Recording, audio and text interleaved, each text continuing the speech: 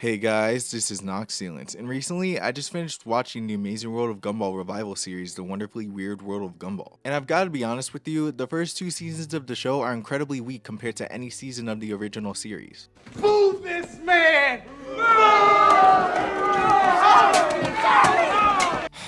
Yup.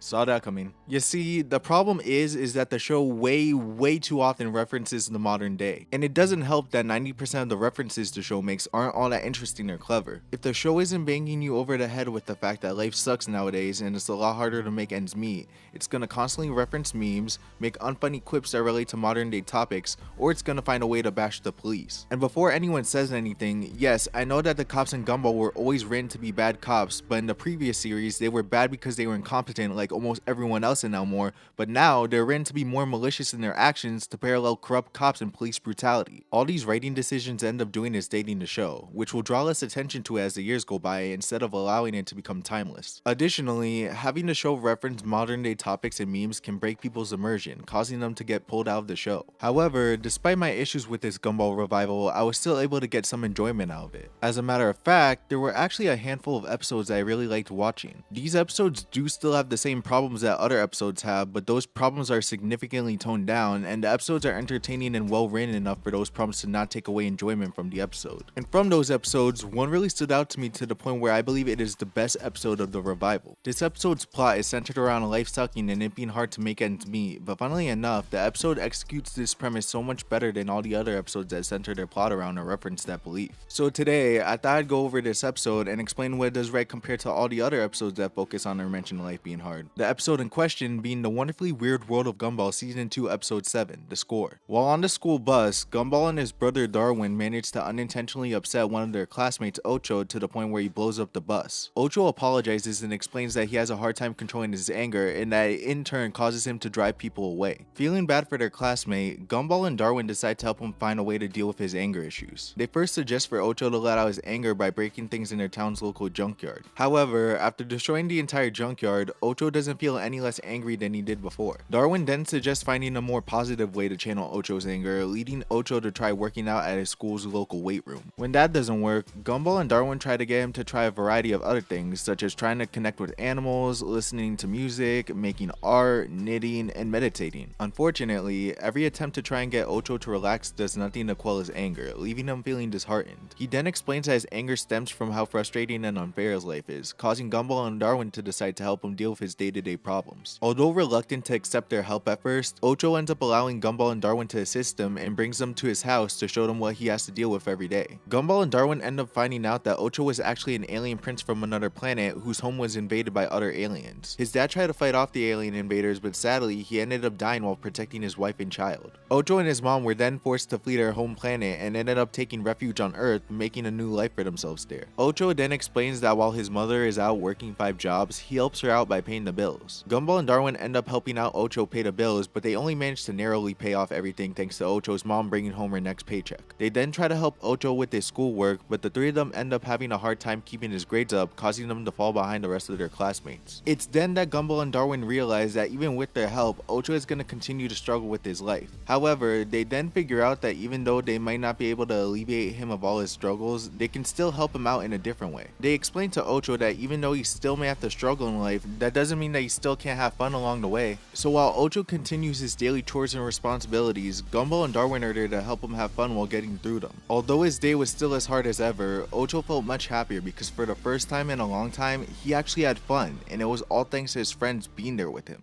Unlike other episodes that bring up or center the plot around life being hard to get through, the score goes about integrating this idea into its plot in a much more enjoyable way. The way it does this is by explaining that while yes, life is pretty hard, and sometimes no matter how much you try, you'll only be able to barely get by, that doesn't mean that you can't enjoy life. You can still find joy in living even in spite of the problems you face day to day never actually going away. You just have to try to find ways to find the good and the bad. And sometimes, just having a friend being there for you during your low points can make all the difference. Now compare Compare that to other episodes of the wonderfully weird world of Gumball that bring up that life sucks and getting through it is a challenge, where they don't really offer a good solution and even try to make a joke out of it, which admittedly isn't a bad idea in conception, but when the show brings up that life is hard throughout a good majority of the show, the jokes around that notion kind of start to grow stale. That's not to say that there aren't any other episodes that don't go about this topic in a similar fashion to The Score. There's actually one more episode that does this exact thing, and it's actually the episode before The Score, called The Cheap Miss. In that episode, Christmas is cancelled in Gumball's hometown of Elmore because gifts are way too expensive to afford now. In order to reverse this decision, Gumball and Darwin go around town delivering cheap gifts to everyone in Elmore, and the episode ends with everyone in town realizing that Christmas isn't about material goods, it's about spreading goodwill and joy to others. Despite its similar premise, I would still say that The Score is a better episode than The Cheap Miss, and that's for one particular reason. The reason being that holiday episodes about Christmas being about more than just the presents are a dime a dozen. And sure, you can argue that it differs from those holiday episodes by having Gumball and Darwin going on a wacky high-speed adventure while getting into lots of trouble, but that's more or less what happens during every episode of The Amazing World of Gumball. Not to say that it's a bad episode, just that it's not all that special. Meanwhile, The Score does something that no episode from the original series has done before. It explores Ocho as a character. You see, for the longest time, Ocho has always been a character who always loses his temper way too easily, and his temper has only ever been used for comedic purposes. It was never explained why Ocho is always so angry, he just was. Now thanks to The Score, we finally learn more about Ocho's character and his reason for always being so quick to lose his cool, and the episode handled it in such a way where it was both entertaining and heartfelt. With the wonderfully weird world of Gumball being renewed for 2 more seasons, I'm hoping future episodes of the show are able to explore aspects of other characters as well written and enjoyable as The Score was able to explore Ocho's character. Or, you know, have the show stop referencing modern day problems and memes all the time.